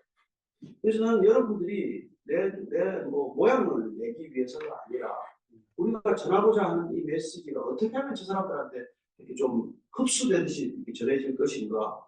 그걸 위해서 머리 끝에서 발끝까지 신경을 쓴다는 그런 면이죠. 우리는. 네. 그리고 언어의 스피드나 제가 언어에 말하는 버릇이나 이게 젊은 애들 스피드예요. 네. 제가 여러분들 지금 30대, 40대 설교하는 것도 제가 한 1.3배는 빠를 거예요. 네. 성경 목표는 다 빠르시더라고요. 네, 성경은 제가 읽으면 걔들이 못 쫓아오면 일부러 읽어요. 성경은 니보다 내가 읽는다. 그래서 제가 언제 은퇴할때 제 아내가 물어보면 내가 니보다 성경 더 넓게 읽거나 틀리면 내가 은퇴할게. 제 아내하고 그렇게 약속을 했어요. 그래서 저는 뭐 성경이 일본에서 빨리 읽기도 하고 지기도 하는데 저는 젊은 사람들의 스피드나 젊은 사람들의 논리적 이 사변적 이 뇌 구조를 좀 이해할 필요가 있다 이거죠. 그 사람들은 정교하게 논리로 연결되지 않더라도 직관적으로 사고가 건너뛰는 한이 있더라도 스피디한 걸 좋아한다 이거예요. 근데 우리가 조금 자상하게 말을 풀어서 하면 안 듣습니다. 좁니다. 우리는 친절하게 설명하려면 선포지, 우리는 프로클레이션을 위해서 메시지를 하는 것이 우리가 엑스플레이션을 위해서 하는 건 아니란 말이에요. 강의 준비는 엑스파지터리 하지만 메시지는 프로클레이션이에요. 그래서 우리한테 확신이 없으면 저게 뭐 하자는 거야 뭐냐. 내 생각으로는 그런 표현하면 안 됩니다. 우리는 내 생각을 지금 얘기하고 하는 게 아니잖아요. 그래서 일부러 우리가 확신이 있어서 거짓 확신에 차이 있을 필요가 없지만 정말 하나님의 말씀에 대한 우리가 확고한 믿음이 우리의 모든 태도나 이게 말을 바꿔놓는 거죠. 그래서 좀 점잖 안 들어도 성도는 점잖은 걸 좋아할지 모르겠지만 그냥 젊은 사람들은 점잖은 걸 안 봅니다. 그래서 우리가 진리를 가지고 이렇게 사람을 이렇게 못 본다면은 우리 책임이 전적으로 가짜를 가지고 나는데 히틀러는 큰 거짓말은 다 대중을 속일 수 있다라고 말하지만 우리는 이 메시지를 가지고 누굴 속이려고 하는 게 아니잖아요. 그래서 정말 이 진리를 갖다가 우리가 전파할 때 내 가치가 훼손되더라도 상관이 없다는 게 우리의 교만을 깨뜨리는 가장 큰 출발점이 되야 된다는 거죠. 내가 좀 망가지더라도 제가 이 나이에 이 바지 이런 바지 저는 입고 싶지 않습니다. 너무 저 불편하고 핫바지 입고 싶고 안 하고 싶은데 제 머리는 제 아내가 이제 드라이를 해줘요. 깔끔하게 가지고 나가야 된다. 강남에서 목표하려면 당신이 뭐 강원도 동화에 들어가 산다면 아무렇게 입고 나가라고 그러는데 여기 이 동네 사람들 온 사람들은 몸에 냄새가 나도 안 되고 입에 냄새가 나도 안 되고 머리 냄새 나도 안 되고 깨끗하게 해라. 이렇게 계속해요. 이게 지금 8살, 7살 밑에 와이프한테 맨날 듣는 잔소리예요. 여러분 듣고 싶겠습니까? 근데 할 수 없이 제 메시지를 위해서 참고 듣는 거예요. 저를 위해서 듣는 게 아니라. 그래서 여러분들이 의미 하나 골라 쓰더라도 이게 늙었다 생각이 좀 바꿔주시고 그리고 여러분 정말로 복음을 제대로 이 시대가 듣는 복음을 제대로 설교하면 10대고 70대고 상관없습니다. 저희는 초등학교 2학년이 대구에서 올라와서 설교를 했다고 그런 사람도 있고 70, 80먹은 분도 있고 제가 이거 한 가지 말씀드리고 복음은 어디서든지 전해야 됩니다. 그냥 내가 뜨거워도 내가 쉽지 않아요. 이번에 우리 성도 중에 두 번째 딸이 결혼하는데 12월 30일 날 결혼식을 해요. 금요일 날 저녁에 제가 토요일 날 쉬라는 걸 알고 그분은 이제 교회 계시고 금요일 날 밤에 했어요. 그런데 10년 전에 만나고 예수님을 세례를 못 준 분이 계세요. 87세인데 그 분이 이제 있는데 그분이 이제 와이프가 돌아가시고 재혼한 분인데 재혼한 분이 엄청 유명한 분이에요. 무슨 뭐 전경련 회장격이에요. 근데 가족들하고 너무 사이가 안 좋아가지고 자녀들이 아버지를 못 만나게 차단하고 이랬던 거예요. 그래서 이제 결혼식 하는 날 세례를 주자. 얘기가 나와서 제가 한 달간 금식기도하는 마음으로 금식기도를 해봐. 이번에 마지막 기회인데 하나님께서 허락하시는 세례를 줄 거다. 그래서 결혼식 날 어떻게 하면 세례를 줄 것인가 해서 헤드테이블에 그 이제 그 신부의 할아버지죠. 할아버지하고 새로된 새할머니하고 두부를 앉혀놓고 세례를 준비를 시켜놓고 세례를 해야 되는데 여러분 전하는 그날 그 순간에 복음을 전해야 되는데 문제는 이 노인네가 술이 엄청 센 노인이에요. 와인을 그냥 완샷으로 마시는데 벌써 석잔째 마시는데 얼굴빛이 약간 빨개지는 게 큰일 났어요. 그래서 두 가지를 지혜 주셨는데 메시지를 실제는 할아버지 오늘 손녀딸 제 사랑하는 손녀딸이라는데 선물 뭐 하셨습니까? 선물을 무슨 선물 내가 준게 얼마인데 그래서 오늘 선물 하나 하십시오. 손녀가 가장 원하는 게 할아버지 세례 받는 겁니다. 세례를 주십시오. 그 다음에 할아버지 뭐 외국에 많이 다니셨습니다. 외국 나갈 때 여권 가지고 가시죠. 여권 없으면 안 되시죠. 그래서 기업을 8개 해도 비자 없으면 못 나가죠. 그냥 비자 하나 받아놓으세요. 내가 오늘 비자 찍어드려요. 비자 가지고 왔습니다. 꼭 받으세요. 그런데 그 옆에 앉은 분이 말이죠. 너 하면 절대로 안 될 분이에요. 그래서 이 얘기를 하기 위해서 1시간 반 동안 이분의 부인을 인정한 거예요. 그분은 그리스도에 대해서 돕기를 듣고 막 반대하는 사람이에요. 근데 그런 분을 어떻게 해야 되냐면 그냥 fully accept하고 fully 칭찬해줘야 되는 거예요. 그래서 그분의 생애를 제가 좀 물어보면서 정말 하나하나 다 칭찬해드렸어요. 정말 고생하셨다. 정말 훌륭하시다. 정말 어려운 일이죠. 그래서 이분이 1시간 반 동안 마음이 다 녹아졌어요. 그래서 이제 그 결정적으로 이분이 이제 화장실에 가고 싶다고 해서 제가 이미 주례사는 끝났고 이분은 그 많은 하객들이 있는 데서 조선 호텔에 사는데 그 많은 하객들인데 제가 그분 화장실도 구축해가지고 화장실까지 가서 나오면서 신부 대기실에 준비를 좀 시켜놨다. 신부 대기실에 들어가서 그 두 분을 앉혀놓고 제가 비자 찍을 때 그냥 받으시기로 약속을 하셨어요. 드시라고. 그리고 이제 세를 준 거예요. 그래서 그냥 네 대답하십시오. 그랬더니 할아버지는 엄청 크게 대답을 하더라고요. 할머니는 절대 이걸 안 열어요. 그런데 마음이 풀어져가지고 이걸 해방을 안 놓더라고요. 그래서 어쨌든 제가 두 분 다 물세를 줬어요. 더 놀라운 거는 그렇게 반대하고 기도 욕을 했는데 일주일 있다가 그 자리에 그 집에 갔는데 완전히 분위기가 바뀐 거예요. 세례받았을 뿐인데. 제가 그날 말이죠. 그 기쁨이 여러분 상상되십니까? 뭐 그분 받으면 안 받으면 우리 배 나올 것도 아니고 뭐 궁금할 것도 아니고 무슨 얘기 있겠어요. 근데 그 노인네들 부부를 갖다가 세례주는 그 기쁨 때문에 제가 한 2, 3주간은 무릎 위를 걷는 것 같은 기분으로 지냈어요. 그래서 여러분들이 정말 세례 한 사람을 줄 때 또 정말 예수를 영접하는 모험을 위해서 그 기쁨이 내가 설교 잘하는 기쁨보다 커야 됩니다. 여기 빈말이 아닙니다. 네. 내가 설교 잘해서 기쁠 수 있겠지만 그러나 여러분 정말 우리의 목적은 한 영혼이 돌아오는 거 있는 거 아니에요. 그러니까 그런 일들을 제가 볼 때 더 귀하게 생각을 해야 됩니다. 주일 설교 중요해요. 하나님 일 맞습니다. 그러나 불신자들이 있는 그런 모임이나 자리에 저와 여러분들이 복음을 전할 수 있다면 그 자리도 주일 예배 못지않게 중요하다는 것을 꼭 기억하시라 되겠습니다. 우리 설교자로 부름받았지만 복음 전도자, 설교자이기 이전에 복음 전도자, 복음 전도자이기 이전에 지저스 팔로워니까 예수님이 십자가를 짓다는 분명한 목적 하나를 위해서 이 땅에 오셨지만 그 중간에 일어나는 모든 과정을 그분께서는 노하지 않습니다. 가다가 무슨 옷자락을 붙더라도 혈흔병 앓는 애를 고쳐주고 가고 그분은 십자가에 간다는 목적이 변함이 없지만 그 중간에 일어나는 어떤 일도 가볍게 여기지 않고 다 이렇게 목회하시면서 갔다는 걸 우리가 알지 않습니까? 그래서 우리가 어떤 목표의식이 뚜렷한 것과 그 목표가는 과정이 이렇게 버려지는 것과는 다른 문제가 되는 겁니다. 근데 제 문제는 뭐냐면 뭔가 질문하면 답이 저 원래 그러지 않았습니다. 그러지 않았는데 이게 목사병이 좀 생기고 제 안에서 좀 착한데 착한도 않아서 점점 길어졌어요. 질문 이상의 답변을 해주셔서 너무 감사드리고요. 저희는 좋습니다.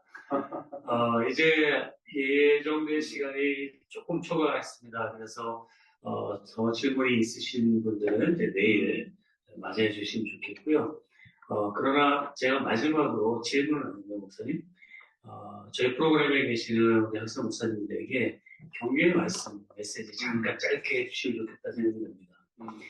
저희 프로그램은 지금 30여 분이 들어와 계시는데 14분이 담임 목사님이시고요. 16분이 이제 부목사님이십니다. 담임 목사님을 향한 격려의 말씀 한마디, 또 우리 부목사님을 향한 격려의 말씀 한마디 부탁드리고 오늘 마치도록 하겠습니다. 근데 왜 달라요 좀? 네, 달라질 필요는 없습니다. 네, 제가 오늘 계신 CJN 대표를 맡았는데 부목사예요. 꼭 섭외를 연락 와가지고 이번에 뭐 조 목사님 초청하기로 했는데 우리가 부목사는 처음 부릅니다 이래요. 근데 나는 너무 기분이 나쁘잖아요. 그래서 제가 장로님 제가 부목사로 안수받지 않고 목사로 안수받았습니다. 제가 꼭 그 얘기를 짚고 넘어갔어요. 그 장로님들 생각에 있는 담임 목사와 부목사에 대한 이런 구분 말이죠. 그래서 제가 이 목회하면서 담임 목사라는 호칭을 없애버렸어요. 굳이 만나고 그렇게 없어진다고 해서 고침이 없다고 이게 하나님이 인정하시는 본의가 없는 게 아니지 않습니까? 그래서 이게 뭐 없애는 뜻도 아니고 그게 일부는 그렇게 했는데 저는 담임이라는 말 아주 싫어요. 왜냐하면 맡을 담자의 임무임자입니다. 미션을 받았다는 거죠. 어느 그리스도인이 부름받으면 담임 아닙니까? 그래서 제가 담임 집사님, 담임 장로님 그러시는데 그래서 그 호칭이 나쁘다는 뜻은 아니지만 그 호칭에 묶여서 격을 만들거나 거리를 만들어서는 절대 안 된다는 거죠. 주님이 우리 무릎을 꿇고 발을 씻겨줄 정도라면 우리는 그 정도는 아니더라도 정말 형제처럼 지낼 수 있어야 된다. 그러니까 담임 교육자들과 부교육자들이 정말 친형제만큼 가까워지지 않으면 여러분 사역하는 동안 잠깐 있다가 그냥 또 그렇게 흩어지면 아무 관계가 없는 거. 근데 이게 너무 가슴 아프더라고요. 몇 년씩 같이 그래도 한솥밥도 먹고 같이 지내는 관계인데 꼭 나갈 때 이상하게 나가고 한번 나오고 나면 쳐다보지도 않고 그래서 제가 여기 지금 우리 8분 베이직에서 같이 도와야겠던 형제들을 대단히 이게 자랑이 아닌데 제가 우리 리더들 설득해가지고 우리가 등록금 대드리자. 등록금 다 자기 교회에서 낼 수 있는 분들이에요. 근데 나는 이런 일을 통해서 우리가 좀 같이 가보자. 그래서 이 GCI라는 게 저는 이게 목회자들이 함께 비전을 나눌 수 있는 아주 귀한 툴이라고 생각하고 저희가 섬기기로 결정을 했어요. 그래서 이거 시작할 때 저희들이 10만 불을 헌금했고 그 후에 계속해서 저희들이 헌금도 하고 그럽니다. 이게. 제가 그 이유는 여기서 만난 여러분들이라도 정말 디노미네이션을 떠나서 우리가 디노미네이션을 하는 관계가 아니라 처치 어소시에이션이라는 관계로 가더라도 정말 이 시대를 바꿔갈 목회적 틀을 만들어내고 넥스트 처치 패러다임이 여러분들 속에서 생기기를 바라는 마음으로 저는 하는 거예요. 여러분들이 조금 더 성숙하면은 그런 일들이 일어난다는 기대를 가지고 기도합니다. 그러니까 여러분들 꼭 여기서 그냥 프로그램 하나 마쳤다가 아니라 이 프로그램을 통해서 정말 브라더후드 형제 대비 좀 더 확인되기를 원하고 정말 서로 사랑하는 우리부터 서로 사랑하는 교회가 연합하자 이런 거창한 거 말고 교회가 무슨 한 가지 일에서 잘 되는 일이 하나도 없다고 그러고요. 그래서 그게 아니라 우리는 같이 하면은 정말 더 나은 일을 할 수 있다는 것을 우리 스스로 경험하고 우리 스스로 입증하는 그런 공동체가 되기를 바랍니다. 그리고 부담도 다르고 교회는 다를지라도 그리스도 안에 한 형제 되는 그런 시간과 경험들이 이 과정 속에서 있기를 바랍니다. 그게 제 솔직한 마음입니다.